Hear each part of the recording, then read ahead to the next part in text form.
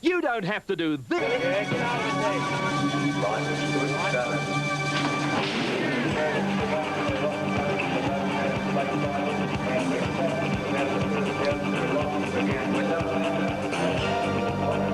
Juggler is flying late. Sprint by wins the Doncaster. Seconds won it. You couldn't have written the script any better than that. And Merlin is going to score a magnificent win in the slipper.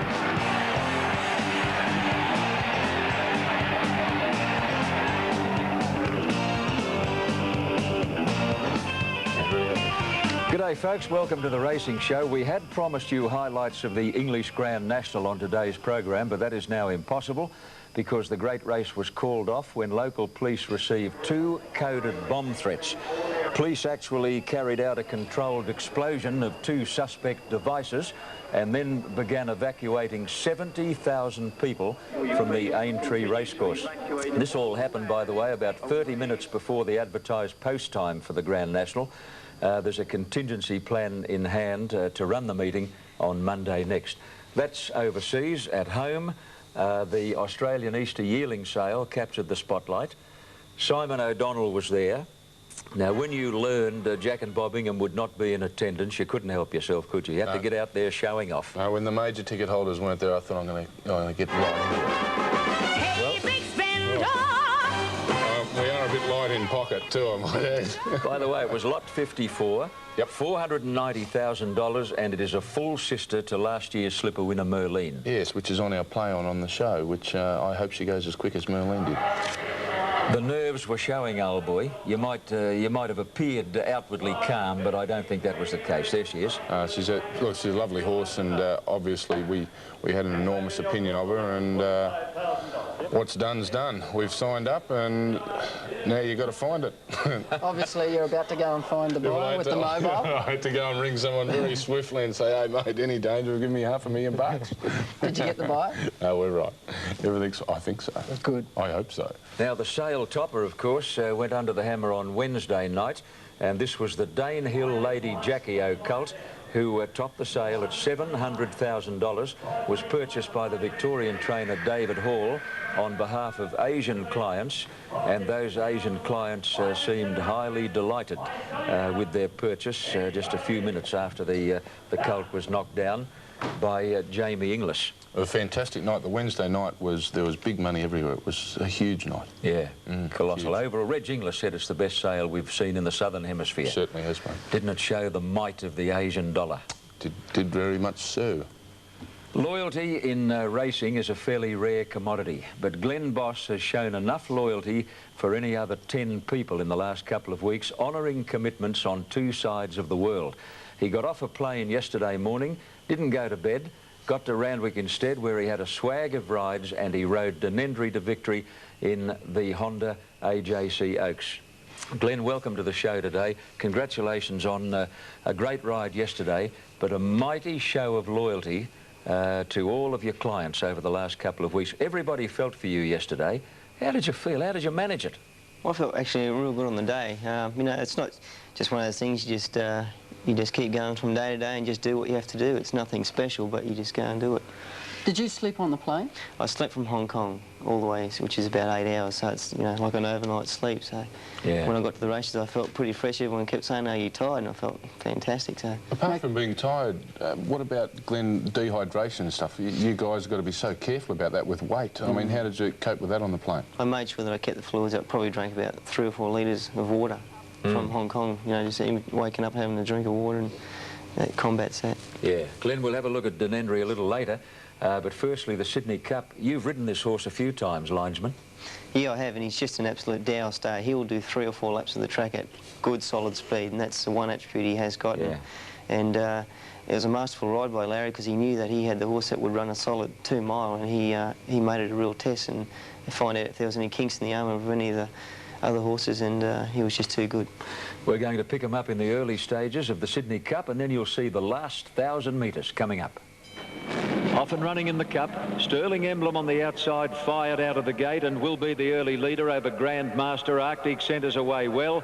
Nothing Like a Dane is going through to be one of 4 or 5 leaders. Linesman's there too. And the mare Aurum Heights is getting right along the fence to head them all off at the end of 200 metres or so. And still Ebony Grove whips them in as they go up to the top turn at the 1,000 metres mark. Aurum Heights led the pace as Genuine now by a half length to Linesman. 2.5 lengths away. Sterling Emblem on the outside of Nothing Like a Dane. 2.5 to Magnet Bay, followed by Grandmaster. Ed has pulled out 3 wide. He's starting a forward move. Istadada's getting away from the rail, followed by Palos Verdes. Hard ridden now. Arctic Sense covered a heap of extra ground. She's under pressure, followed by Nimzo Indian. Ebony Grove between horses, and Tennessee Oak on the outside is dropping out to last as they come to the 600 metres mark, and Linesman shot to the front.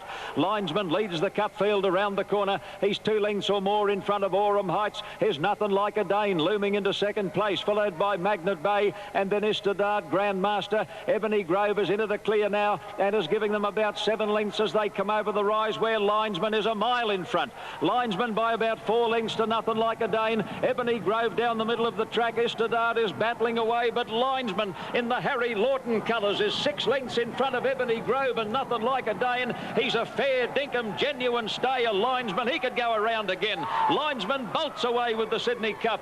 Nothing Like a Dane has come again to get second. Ebony Grove dying. Harry Lawton's 8th Group 1 winner, and the dearest of them all at only 30,000, syndicated as a yearling.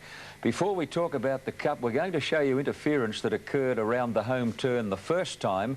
A chain reaction was started by Grandmaster shifting in. Look back in the field. Istadad is tightened for room, and he drops back. And Nimzo Indian strikes his heels with Dale Spriggs on board and all but sold out. And, gee, there was a real shuffle up back in the field, Shane. Yeah, there's no doubt. See, as a dad, that made him pull, and that's why he never run the race right out. There's no way he would have won. He had every chance to win, but I think he would have run second. There's no excuses for any horse in the race. Ebony Grove was given every chance. Johnny Marshall rode him very, very well. He ran into a clear-cut second place in the straight, didn't he? Just the last bit, he got a bit tired, Simon, but he still had his chance. As Glenn said earlier, it was a true staying test, and I thought that was a very smart ride of Larry Cassidy's, in that he made them catch him. He knew he had plenty of horses. Glenn said he knew he had a horse that had run 2 mile, and he made it a true staying test. We're going to pick up the highlights now of another Group 1 event yesterday, the AWA All-Age Stakes, and then we'll hear from the trainer of the winner, Gai Waterhouse. Kingston Bay joined quickly by Catalan Opening, but here comes the mobster. All Our Mob on the outside has raced up quickly and put his head in front of Catalan Opening. It's All Our Mob taking a half-length lead over Catalan Opening, who's not going to give in cheaply. He's fighting back strongly. Shame is starting to motor home, but All Our Mob sent hard to the line by little Chrissy Muntz, and All Our Mob wins the All-Age Stakes in great style over Shame, with Catalan Opening third. Isn't he a great old horse, All Our Mob? Oh, he's a most superb horse. He's a pleasure to train. I can't tell you the enjoyment I get from him, not because he's a good horse, because he's so honest, and he puts his best foot forward, be it if he was running at Wyong, if he was running in the World Cup. He only knows to give his best. In your view, how long can he go on for? I think there's probably about another 12 months racing in him. I don't knock him about. You know, the same as Linesman, who won the Sydney Cup. If you saw Linesman trot up my yard, you say, that poor old cripple, how can he run 3,200 metres? But it's a lot of TLC, tender loving care. It's a lot of steady pace work, and lots of trips to the beach, just trying to keep their fitness level there without hurting them in any way. And Nothing Like a Dane, you must have been thrilled with his run as well. I was delighted with Nothing Like a Dane's run. He did everything right, but the 56 just told. He couldn't catch the leader up. The linesman, I said to Larry, you make a split early in the piece, and I said they won't catch you at the lightweight. And Nothing Like a Dane was very courageous, running second, very courageous. Good to see him get back into the prize money, Nothing Like a Dane. OK, we're going to break on the racing show, and as we do so, we'll have a look at the connections of linesmen really enjoying their day of days. By about 4 lengths to Nothing Like a Dane. Ebony Grove down the middle of the track. Istadad is battling away, but Linesman in the Harry Lawton colours is 6 lengths in front of Ebony Grove and Nothing Like a Dane. He's a fair dinkum, genuine stayer, Linesman. He could go around again. Linesman bolts away with the Sydney Cup. Nothing Like a Dane has come again to get second. Ebony Grove dying on his run third. Istadad fourth, followed by Grandmaster.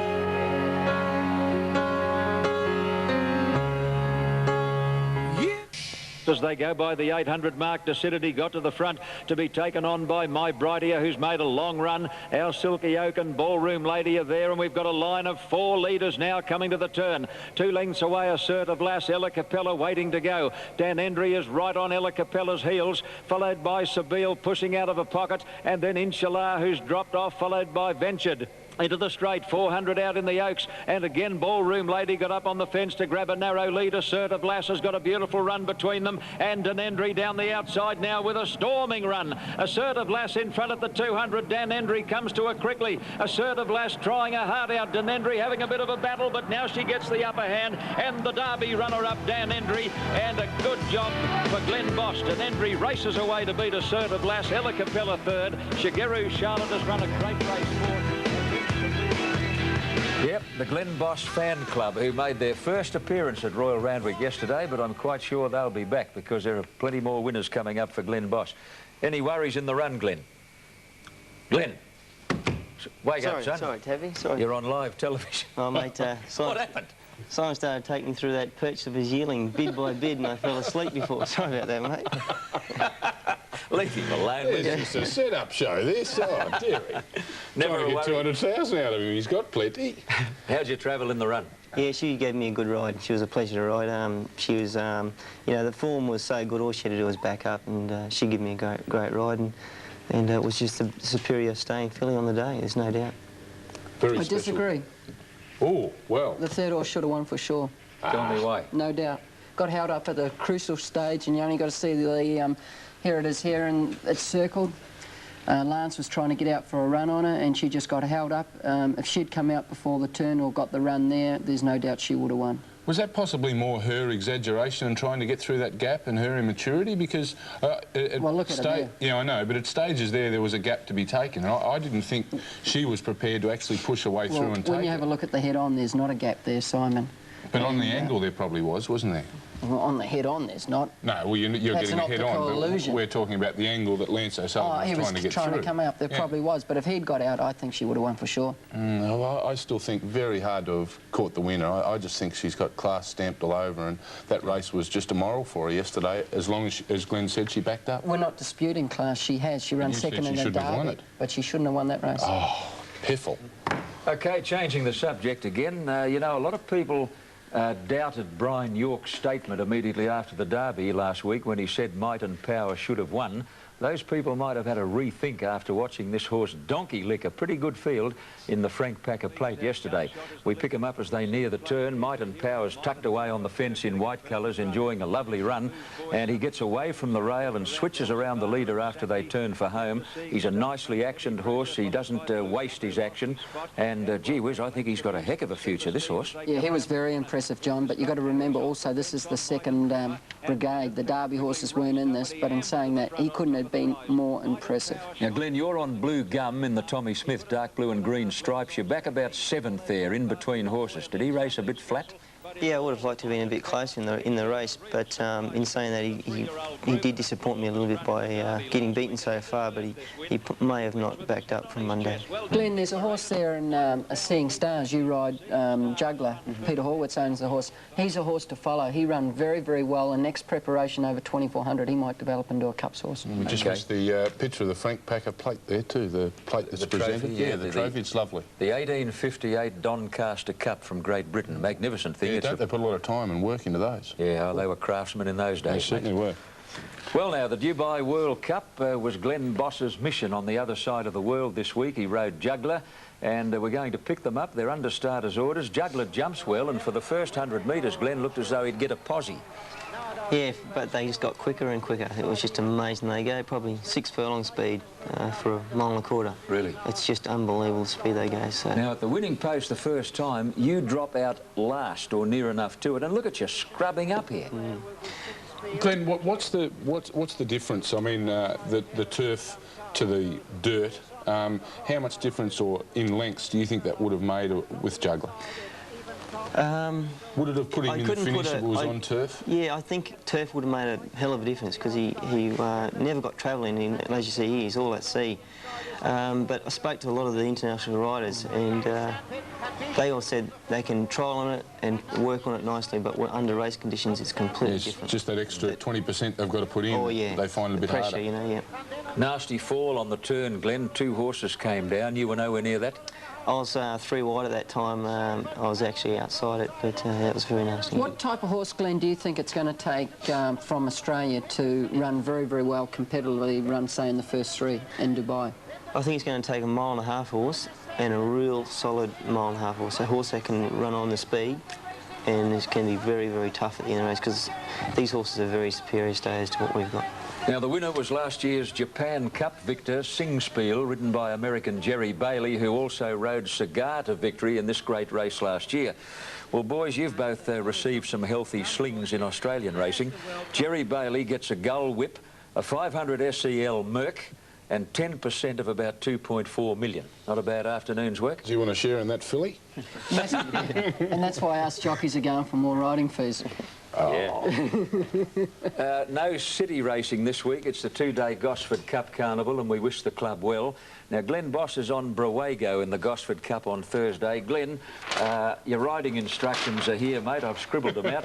Would you be kind enough to take this home and study it closely, because he's not an easy horse to ride. Lucky I've got about 3 or 4 days to get through it. I'll be right. I'll tell you what, and don't ride them bad. Yeah, oh, won't that be a We'll hard hear it one. next weekend, believe you me. For sure. And See you, we mate. will ask. Thanks, Taffy. And well done on both counts, the Oaks and the big international trip. Thanks. Glenn Boss, our special guest on the racing show, as we take this break.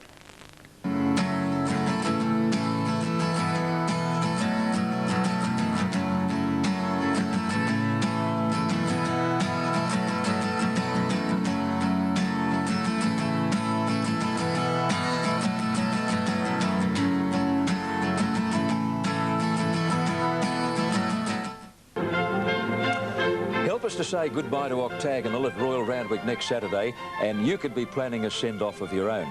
Creators of the Best Farewell to Occy banner will win 2 return tickets to Hong Kong flying Cathay Pacific. To enter, make sure your banner can be seen from the mounting yard. Judging will take place before, during and immediately after the running of the Queen Elizabeth Stakes, and winners will be announced on Wide World of Sports next Saturday. And if the words Cathay Pacific happen to appear on your banner, you could earn some extra points. Simon, you're a bloke with a creative flair. Have you come up with an idea of this? Kenny Callender and I yesterday on the telecast said that we were going to come up with a banner, so we spent most of last night on it, and that's what we've sort of come up with so far. But we've spent hours. We think we'll be able to actually expand on that. Well, maybe have I helped 3 great minds? Let's say 2.5, eh? I'll take a half. Thanks. We're giving you the half, don't worry. Who were you interviewing yesterday? I was interviewing John Hawkes just to find out how our Big O was, and he's been very happy with him, and this is what he had to say. Yeah, he's fine, mate. You know, he's a couple of days after the race. He's a little bit flat, but he's tremendous here now. He's picked right up, you know, and his work's been good and lovely and sharp this week. So, you know, I'm really looking forward to next week. It'll be a big week, so hopefully we can go out on a winning note. It'll be nice, I think, for everyone that's going to be here at Randwick. And not only do they want him here at Randwick, I think they want him in Queensland. There's petitions being passed around to get him to go up there during the Winter Carnival. Yeah, so they tell me that, you know, there's been a petition. They're supposed to be going to present it to us, but you know, as far as I'm concerned at this stage, I think, you know, Randwick will be his last run, but then you know, only train him, Simon. I don't own him, so, you know, in the end, I got to do what I'm told. But I feel Randwick will be his last runs. Now, can somebody please tell me what is going to run against Octagonal next week? There could be a tiny field in this race. I think there definitely will be a tiny field. All our mob, I would think, is a definite runner. Outside of that, I'd leave it to the Sydney experts. It's no good for the TAB turnover, but you're better off having a small field because like, look at the Chipping Norton Stakes, 5 runners, sensational race. And I believe getting a match race like with Octagonal and All Our Mob and a couple others would be better than 10 horses that have got no hope. Very true. Now, your other good ride next week will be Encounter in the Champagne Stakes. Will he run a good mile? I've got to hold him up a bit. You know, the trouble is when he gets to the front, he gets a bit lost. You see him here, he lays in a little bit here, and he starts to prick his ears and look at the winning post when he went to the front, and he was going to win easy. So I think, I say to myself, I'm going to get his mind off the job, and then he shifts under me again. Yeah, now did he see the whip out of the corner of his eye, or what? That was definitely the whip there. But he just was too good for Guineas in the size, and he should win the on the strength Champagne. of that run, he's really, you would predict he's going to run a very strong mile. Yes, he will, but you've got horses, Simon, like South Bend and Sultry and Snar Dame, and Clary's other horse, Evader, run very, very well in the size. It was a very good run. Yes, no foregone conclusion, the Champagne Stakes. Wide World of Sports next Saturday, another super-duper coverage between 1 o'clock and 4 o'clock, and you'll certainly see the Queen Elizabeth and the Champagne Stakes. As far as tips are concerned, I like South Bend on an each-way basis. Next week? Yeah, in the I'm Champagne a bit Stakes. of a South Bend, and of course Borrego. Here's a break on the racing show, back in a jiffy.